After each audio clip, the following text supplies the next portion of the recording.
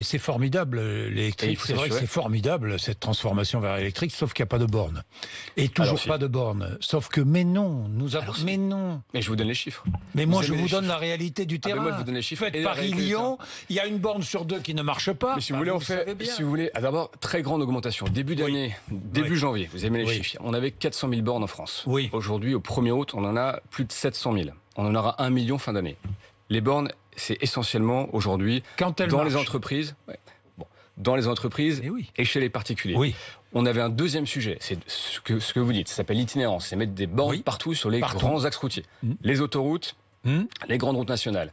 On aura fait la moitié, on aura couvert la moitié du réseau national d'ici à la fin de l'année, la totalité du réseau national d'ici fin 2022. Donc ça va vite. Le vrai sujet pour nous, ce qui nous reste, c'est essentiellement les stations-service, la grande distribution et les copropriétés. C'est là où on doit encore un peu accélérer, c'est les discussions qu'on a actuellement dans le cadre du plan d'investissement en France 2030, il nous manque en gros 15 000 bornes de puissance intermédiaire d'ici à 2025. Vous voyez, il y aura combien de bornes à la fin de l'année? 700 000?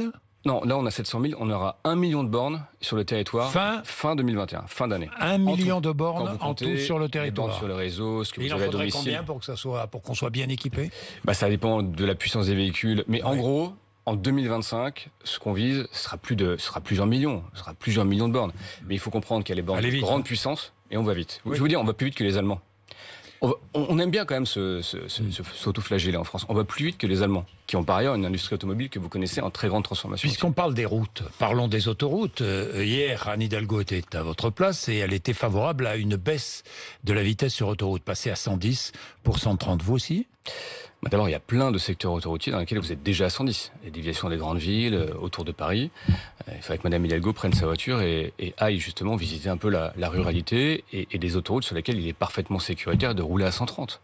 Donc c'est une vision, encore une fois, si je puis dire, un peu parisienne des choses. Donc là, pour le coup, je peux répondre très clairement, je suis défavorable à cette proposition. Et vous êtes défavorable à cette proposition, 80 km/h sur les routes, là, vous êtes favorable, j'imagine, sur la route nationale? Écoutez, on a payé pour voir, en quelque sorte. Oui, vous êtes favorable? En tout cas, la vraie différence... Vous êtes favorable ou pas? Non, mais la vraie différence, la logique, c'est que c'était une proposition proposée par des experts de la sécurité routière, qui pointaient, pour le coup, le nombre de morts à éviter. Madame Hidalgo, hier, je l'ai bien écté. Oui.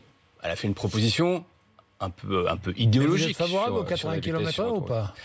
Vous.